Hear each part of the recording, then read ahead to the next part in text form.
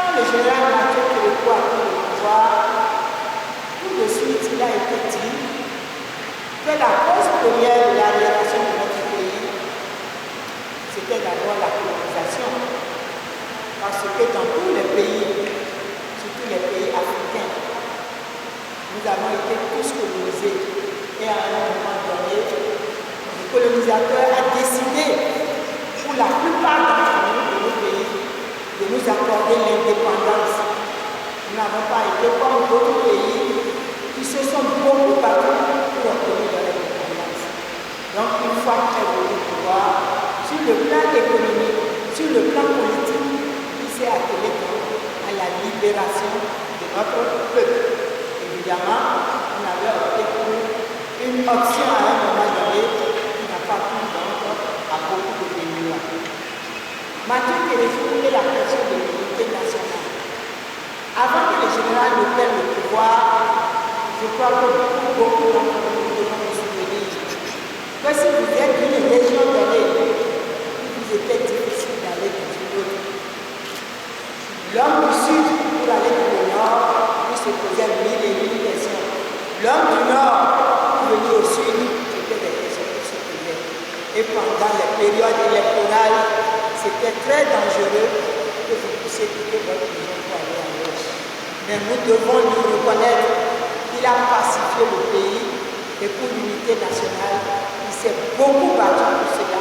Il a éteint tous les grands feux qui étaient allumés en ce qui concerne donc l'unité nationale.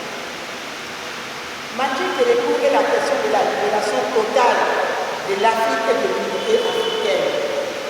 Avec son régime, nous avons beaucoup œuvré pour la libération de la Guinée-Bissau, de la Namibie, de l'Afrique du Sud, le Vietnam, un peu partout. Notre pays s'est investi aux côtés de ces populations-là pour leur libération. Donc il a beaucoup œuvré pour l'unité africaine. Mathieu Kérékou est la démocratisation du pouvoir d'État. En son temps, nous avons ce que nous avons appelé les organes locaux du pouvoir d'État, ce que nous appelons aujourd'hui les conseils communaux, les conseils locaux, ainsi de suite. Et ces différents conseils-là suivaient la carte administrative de notre pays. Donc, à tous ces niveaux, la population était associée à la gestion des affaires de l'État. Et nous avions des femmes dans tous ces conseils, du village, du quartier de ville, jusqu'au niveau du département. Le président Mathieu Kérékou n'a pas été raconté. Je l'ai vécu personnellement et pratiqué d'assez près. Il m'a marqué dans plusieurs domaines, et en particulier au plan social et au plan politique. Au plan social, le président Mathieu Kérékou m'a marqué par son sens de l'humour. Il était très taquin à ses heures et il est resté d'ailleurs pendant qu'il exerçait la plus haute fonction au sommet de l'État en tant que président de la République.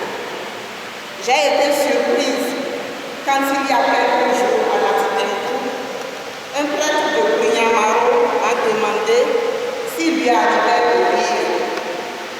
Le président Mathieu Kérékou est un homme de cœur qui ne souffre pas de voir son prochain en difficulté sans lui manifester sa proximité. Quand bien même il ne parle pas beaucoup, il sait se faire proche de son prochain. Je me rappelle ses nombreuses visites au chevet de ma mère, Tabélé Florencia, l'épouse de son ami et grand frère, comme il aimait à l'appeler, Tabélé Alexandre, lorsque celle-ci a subi une opération chirurgicale au CLH.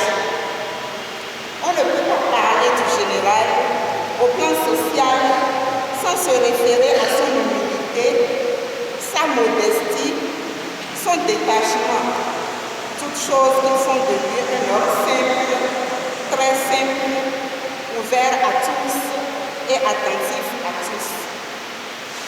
Cela, il l'a démontré par son train de vie. Il n'a jamais déménagé de sa maison de Filao, qu'il a habité depuis qu'il était jeune officier